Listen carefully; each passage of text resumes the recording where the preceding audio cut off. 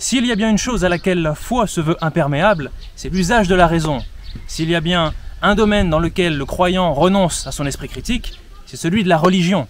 Je vais parler ici principalement des religions abrahamiques qui concernent environ 4 milliards de personnes, soit près de la moitié de l'humanité. En préambule, je pense qu'il ne sera pas trop de rappeler une vérité qui a une grande importance en la matière.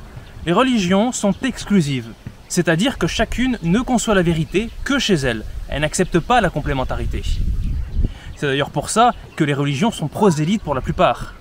Et si une religion détient la vérité, c'est que cette vérité ne peut être détenue par une autre. Ce qui signifie que, mathématiquement, on peut être certain qu'une grande partie des personnes religieuses sont dans l'erreur. Mais ça va plus loin que ça encore, puisque les religions sont elles-mêmes divisées en de très nombreuses branches, sectes, confréries en désaccord. Et chacun de ces courants prétend lui aussi être la seule et authentique voie. Donc quand on parle de religion, on peut partir avec le postulat certain qu'il y a au moins, et je dis bien au moins, une très grande majorité de croyants qui vivent dans l'erreur. Ça, c'est le point de départ. Maintenant, on va aller plus loin. Dieu est omniscient. Il sait le passé, le présent, le futur. Mais Dieu a décidé de nous créer et de nous observer tout au long de notre vie pour finalement nous juger, quand bien même il connaît déjà l'issue de notre vie.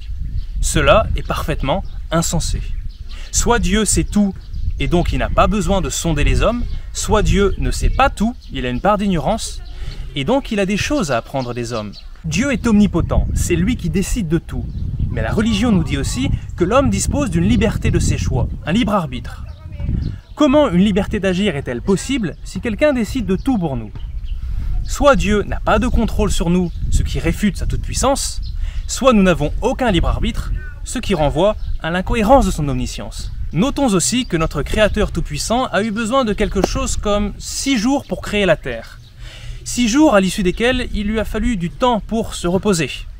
Ce genre d'événements relatés dans les textes sacrés du christianisme, du judaïsme, de l'islam, illustre sans équivoque la non-toute-puissance de Dieu.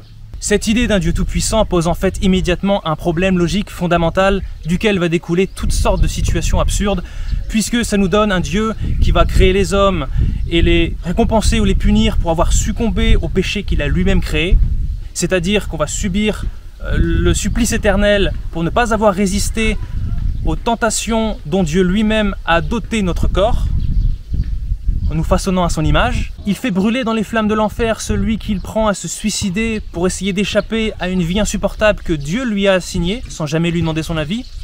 Il va par exemple créer des homosexuels en leur disant « c'est mal d'être homosexuel » pour ensuite les châtier. Au final, ça donne un Dieu qui nous place dans un monde difficile qui pousse les hommes à adopter des comportements mauvais pour pouvoir s'en sortir, pour pouvoir assurer leur survie. Et en même temps, un Dieu qui, en plus, va placer son épée de Damoclès sur nos têtes. En fait, tout ça ressemble à une espèce de jeu pervers, presque digne d'un scénario de film d'horreur. Tous les croyants de la Terre nous parlent de Dieu, mais étrangement, personne ne l'a jamais encore vu. Et les quelques-uns qui prétendent le contraire nous livrent des témoignages qui, évidemment, ne concordent pas entre eux. Et personne n'a encore réussi à le prendre en photo. Il n'a jamais été établi aucun effet de Dieu sur le réel, aucune manifestation.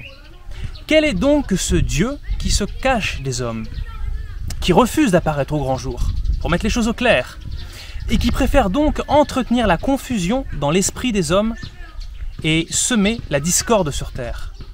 Qu'a-t-il donc à cacher, si ce n'est, peut-être, son inexistence? Tu n'aimeras pas d'autre Dieu que moi, nous commande le Seigneur. Dieu nous ordonne de l'aimer, de l'adorer, de lui rendre un culte. Pour Dieu, l'amour, ça se commande. Ses fidèles, quant à eux, nous disent, et à l'unisson, Dieu n'est qu'amour. Mais cet amour semble étrangement conditionné par une obéissance absolue en retour, sous peine de châtiment. En fait, on retrouve là le comportement exact d'un tyran. D'ailleurs, alors que Dieu nous ordonne de croire en lui et de l'aimer, il décide de faire naître certains d'entre nous dans des environnements où ils n'auront absolument aucune chance de pouvoir respecter ce commandement divin. Par exemple, au fin fond du Tibet, dans une culture 100% bouddhiste dans laquelle ils deviendront forcément à leur tour bouddhistes. Tant pis pour eux, ils iront en enfer. Un Dieu infiniment bon ne se soucierait évidemment pas de savoir si on croit en lui ou non.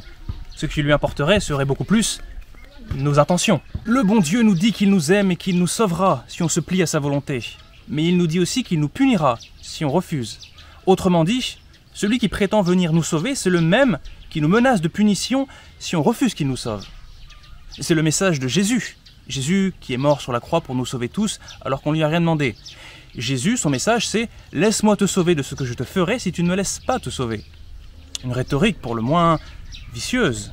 Imaginez que quelqu'un vient à vous et vous tienne ce genre de discours. C'est un escroc. Vous savez immédiatement que cette personne ne vous veut évidemment pas du bien. Les religieux ne cessent d'affirmer que leur Dieu est infiniment bon et juste.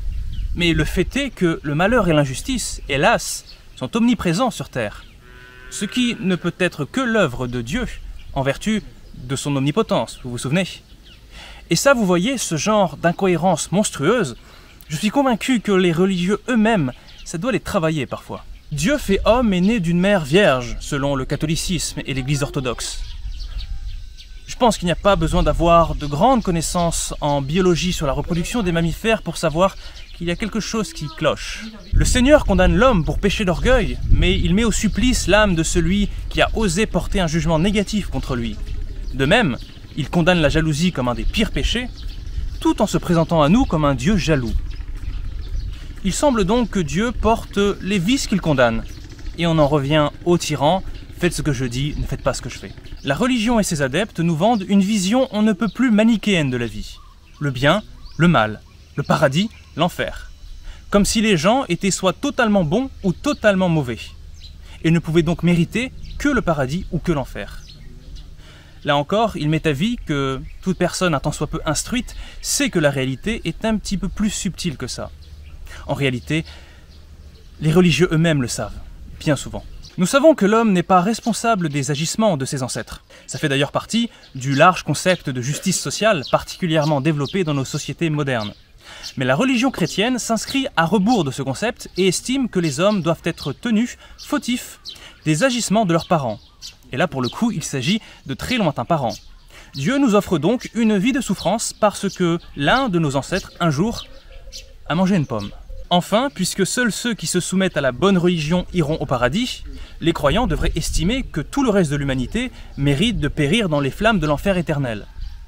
Pourtant, il suffit d'aller s'enquérir auprès des personnes religieuses pour s'apercevoir que ce n'est pas vraiment le cas.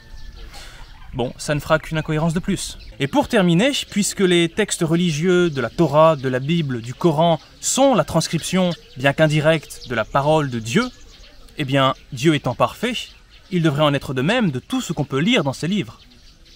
D'où les concepts de textes sacrés ou d'écriture sainte, la perfection, dans tous les détails, pas la moindre erreur, ce qu'on appelle l'inhérence. Je pense toutefois en avoir déjà montré assez dans cette vidéo pour que chacun puisse se montrer pour le moins dubitatif sur le caractère divin de ces écritures. Je m'arrête ici, vous imaginez bien qu'on n'en aurait jamais terminé d'énumérer toutes les contradictions de la religion. Il y a bien sûr des valeurs morales véhiculées par les dogmes, quoique je les ai aussi un peu abordées, mais c'est qu'elles ne se justifient que par les mythes sur lesquels elles reposent, et principalement le mythe de la création. Le mythe de la création qui veut qu'il y ait à l'œuvre un démiurge derrière toute chose, etc. Je suis plutôt hermétique à toute herméneutique dans la mesure où il ne s'agit que de la prétention de certains hommes de mieux interpréter la parole divine que d'autres pour nous en faire une exégèse à leur sauce. C'est d'ailleurs ce qui a donné naissance à des milliers de sectes.